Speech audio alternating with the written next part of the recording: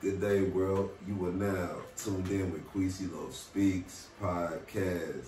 And on today's episode, we have Miss Melly Mel here off of Hip Hop. So tell us more about yourself. What's going on with you today? How you feeling? I'm feeling good. How are you feeling? Man, I'm feeling great. I can't complain. Man, it's a beautiful day out today. It really is. Hella dope. I agree with you on that. So tell me about yourself. So let my listeners know a little bit about you. Who are you? My name is Melissa. I am often also known as Millennial Stoner on various parts of the internet, TikTok, Instagram, all that good stuff. You did that? I've been in the cannabis industry, on the legal side of the cannabis industry since 2016. Oh, man. So I'm going on, what, like 8-9 years? No, that's not correct math, but going on a long time in the cannabis industry, and I've worked my way up. Actually started here in Charlotte. Okay. Went to Alaska for about 5 years to work and work my way up and get a lot of experience. And now I'm back in Charlotte, still within the cannabis hemp industry at Hemp Hop, like you mentioned earlier. And it's been quite a journey. I'm super excited to share more. So let me ask you this: what's been one of the most challenging things as a woman in the cannabis industry for you? Man, just in general, clawing your way up through, particularly in Alaska, it's a small community, small place to be. As a woman, you don't get taken seriously at some point, especially if you dress a certain way, behave a certain way, so it really cleans up how you're presenting yourself on social media. Had to definitely behave a lot more of this stoic, kind of more serious person, otherwise you're just another. So do you feel like it takes away from you being you as a woman, or? Nah, I think this is pretty much me all the time. You know what I mean? Yeah. I can definitely separate my personal self and my work self very well. I think that's a key. Being able to create a work-life balance. But no, I think cannabis only makes me stronger when I'm doing it all the time. So let me ask you this, because normally, we all have our reasons and why we actually indulge in cannabis, whether it is, saying on a daily, or, like you're doing it as like a sacred, something that's a special, thing for you. So what's your way you go about indulging in cannabis, and how does it benefit you? I love to smoke.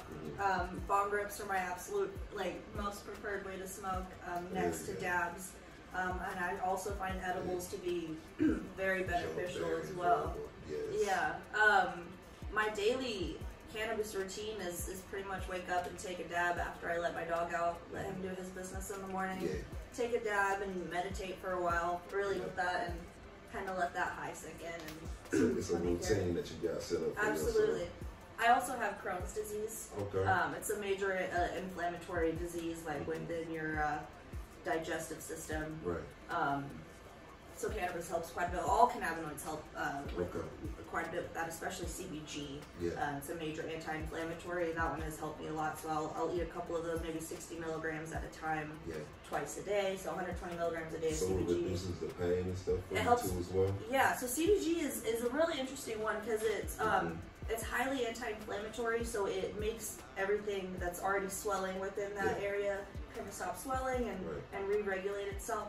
There are studies also with that one that show that it has shrunk tumors and it stops people with Parkinson's from shaking, and so it's a really interesting one that's going through a lot more rigorous studies right now. And you know what's crazy about that? My grandmother, at the time when she was passing away, I used to see her shake, and I used to be like, damn, she needs cannabis, she needs it.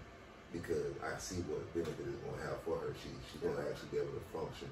She may still not be 100%. But it'll make her feel better. Yeah, she'll feel a whole lot more better. And she'll know, okay, it kind of keep everybody from being worried. And they can actually enjoy a person being there. Yeah. Instead of just, really being, you dwindling. You dwindling down in your past, and you just look at it from a negative perspective. You got to look at it from a positive perspective, because I look at it like this. My nigga used to always tell me, boy, you need to enjoy your life while you're here.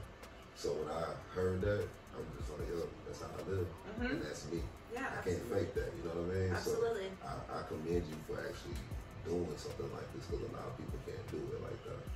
it's a lot of personal like sacrifice, you know, it's or not taking a path that is, you know, typically expected of you, you know, like we all, you know, went to college, we did that, it may have been expected, like for me it was, you know, my parents immigrated here, so it was expected of us, so we sacrificed so much for you kids, so you better go to college and get a college education, and meanwhile I was not a good student.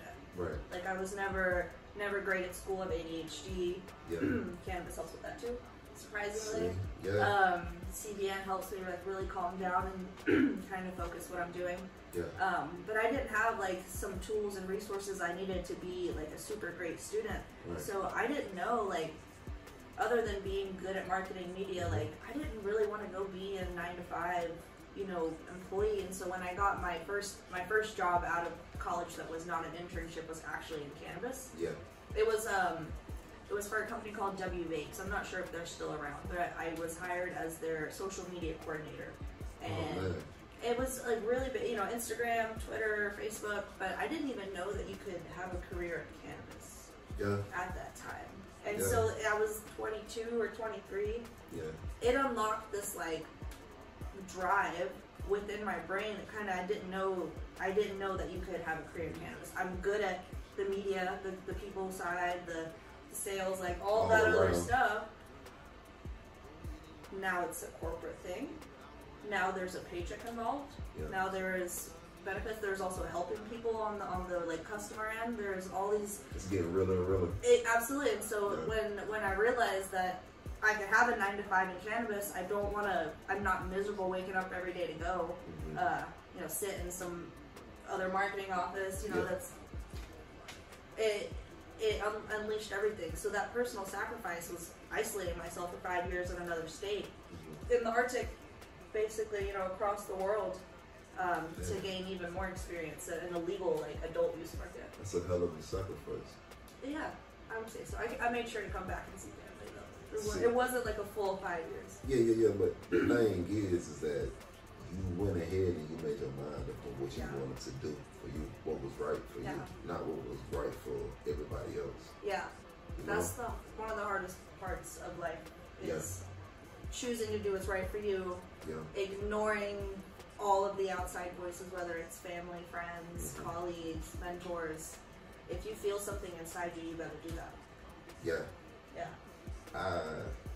I look at life like that sometimes because I realize that you only get one of these. You really do. And I see so many people like dread and regret.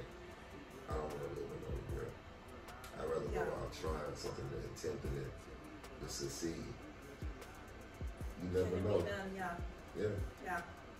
Absolutely. I mean, some of the most influential content or some of the most influential like projects of all time started out very small. Apple, HP, all that started in garages. Content creators just like you starting out in their own homes. I mean, things that start to expand very rapidly when you set your mind to them. That's absolutely what it is. I agree with that because it's like when you make your mind up to do that, you end up being around more people like that. And a lot of times people think that it's by chance, but it was really meant to happen. But it's up to you. You see it. I mean, I hate to say, you know, manifest it, but you do in a way have to manifest it. You have to create your own motivation in your mind. There is no exterior motivation ultimately, right? Like you have to choose. Like it's gotta be in you. I create my own motivation. I can choose to be motivated at any time. I can choose to change my attitude at any time. I can choose to fight off the mental health, like the demons. You know, despite how difficult it may be, like you can still make that choice. It's tough though. Don't get me wrong. Like there's not an easy day that it's like there's nothing going wrong. You know, every day is something. Let me ask you this: like, what keeps you going? That's a loaded question. I want to make my first million very quickly. You know, nobody in my family has been this like rich, successful.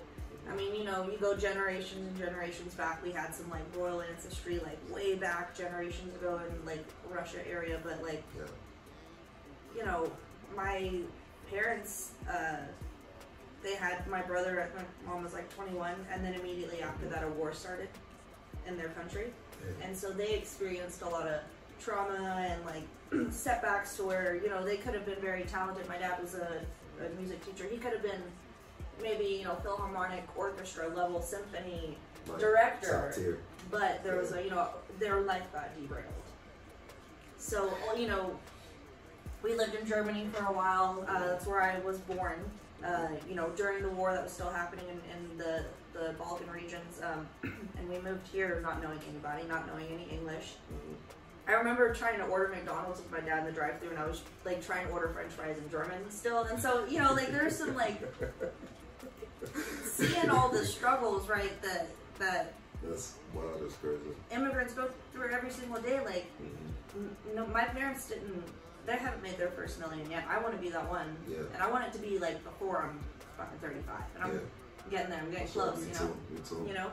That's what I've been seeing, and I think it's really based upon, like you said, just setting things up the correct way to where it just don't benefit you, but it benefits like the people around you, whatever that vision may be, you know. Everything you got to do, you got to future-proof.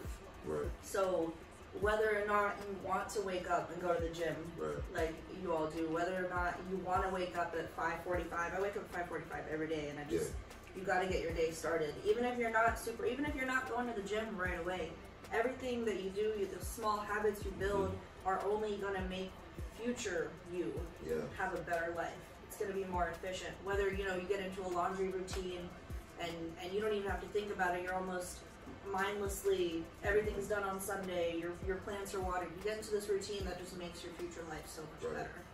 You get into habits that prepare you for the next step. Yeah, I mean, it benefits you in the long run, first off, but it also starts off with you being consistent in something, and that's something I remember that I had issues with growing up. I was like, damn, I get started with something, then I'll stop. Yeah. Or life happens, different things happen. Yeah. But it's like you gotta keep going, no matter what. You know what the trick is with that? What's up? A lot of people don't set realistic goals. A lot of people will want to do too much at one time from starting at doing nothing, right? From whether it's weight loss, I want to lose 50 pounds a month. That's not going to happen. Right. Mathematically, it can't happen. Right. I want to go to the gym every single day. From never going to the gym, that's not going to happen. If you set a realistic goal like once or twice a week, you're more likely to not get that pressure on you, that negative pressure that compounds and makes you feel bad about not doing something, and so you in turn continue to not do it. Right.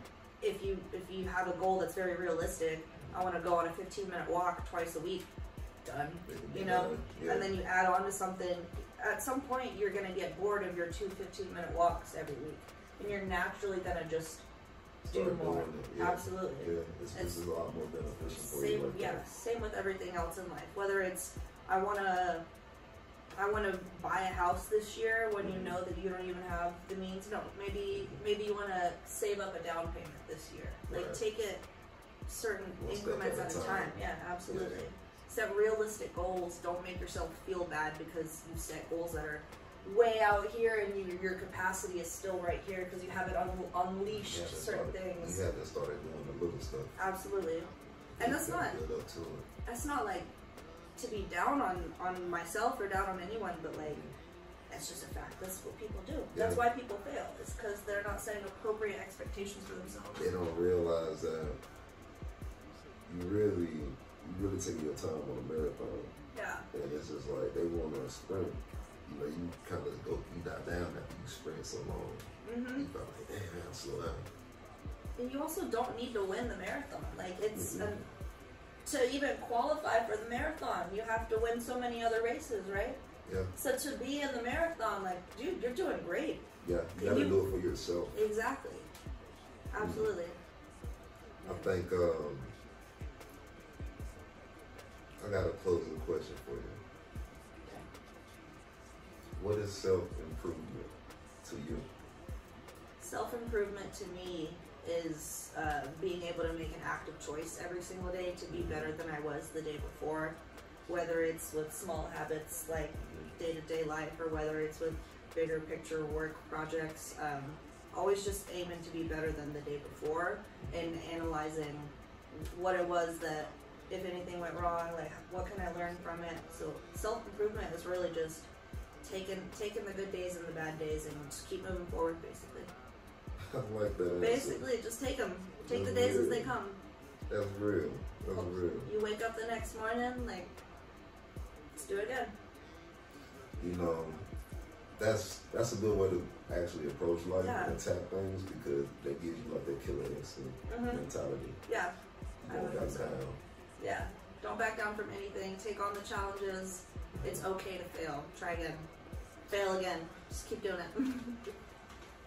You got anything else you would like the people to know, or where to follow you at? You can follow me personally on Millennial Stoner on all social media accounts. You can follow Hemp Hop at hemphop.farms on Instagram. If you'd like to save 15% off an order, you can use my discount code MEL15, MEL15. Other than that, I hope you guys have a wonderful day. Thank you for tuning in. Look how she closed it out like that, folks. That was a wonderful interview by Miss Melly. She was like, she was sitting here, they ain't DJing for a minute, man. But, yeah, y'all be sure to continue to actually be who you are. Be happy about the life that you're currently living right now. Just, you know, go about improving overall and just bettering yourself as a human being to society. But this is QuisyloSpeaks podcast. Y'all stay tuned in and be blessed. I'm out. Bye.